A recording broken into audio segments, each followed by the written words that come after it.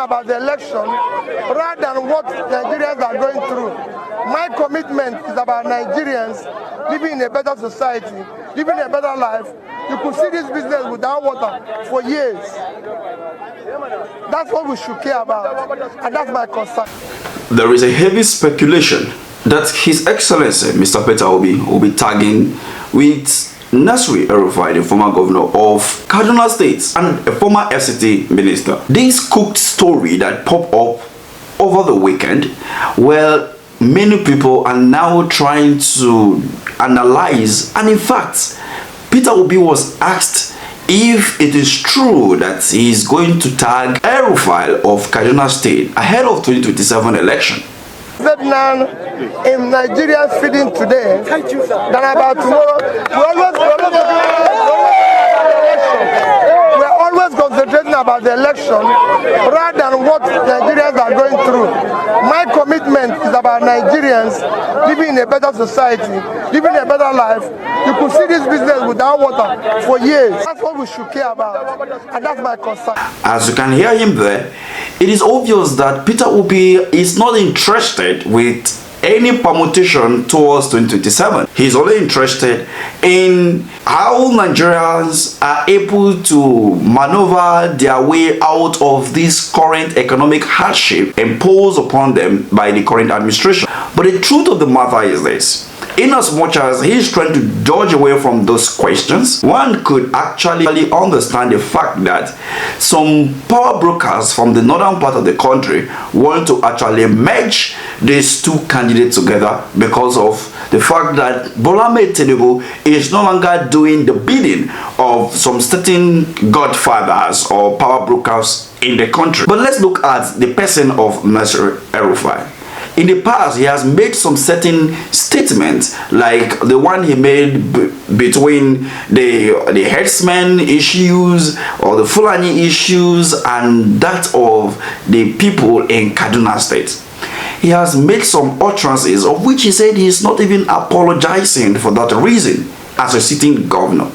He has been one of these governors that have been accused of sponsoring terrorism, sponsoring kidnapping in the northern part of the country. And he has never come out to debunk all these things before, rather than saying he is not involved in all this that is happening. The question now is, will Peter Obi bend to work with Nasir El-Rufai in 2027? Many people believe, including myself, that it is a ticket that will never fly.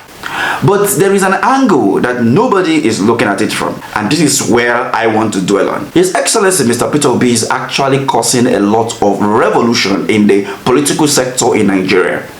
After the 2023 general election and the swearing in of Tinubu, he has been able to penetrate the north, like I have said in our last two videos, where he has been building boreholes for community and visiting the Muslim community in this fasting period.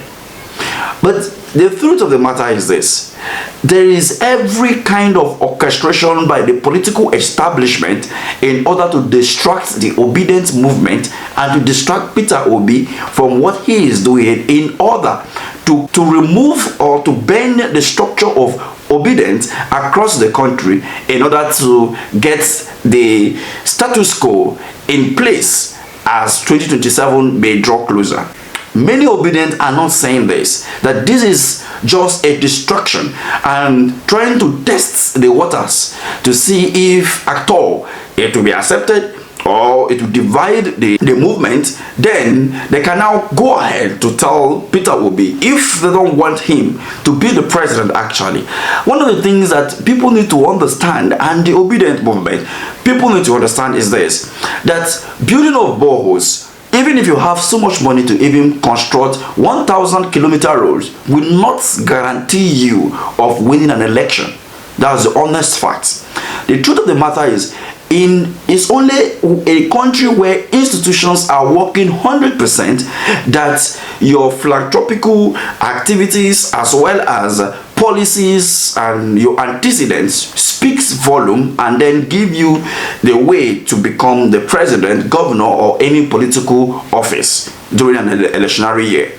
But in a Nigeria setting, I doubt if it will work, But then, having seen what played out in Senegal within the last 60 days, it has been an interesting political journey for Soko and his team, and of which it happened that they happen to be the youngest government since the return of democracy in West Africa. But the truth is this: can this be replicated in Nigeria? Even as much as Peter Obi is not within that range of youth anymore, but one could actually say that we can start from there. But the truth still remains that reduce your hope, because those people, those political establishment, those structures that they are talking about, you may see them welcoming the candidate that you so much love, but in real sense, it is who will give them more money, that don't really care about the development and the construction of their community, that they actually will vote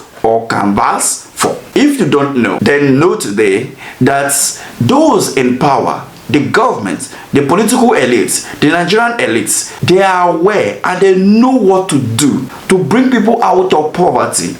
But the high level of greed in them will not allow them to do it. Not that they don't know, they know. Even what Peter Obi is trying to say, not that they cannot do it, they can do it. And that is the reason why Peter Obi continues to say that it is not a must for him to be the president, but it's a must for Nigeria to work. So he can be the one that catalyzed the movement of Nigeria going into the state of development, industrialization, without holding any political office. But this will be the first of its kind in the whole world, if it happens that way.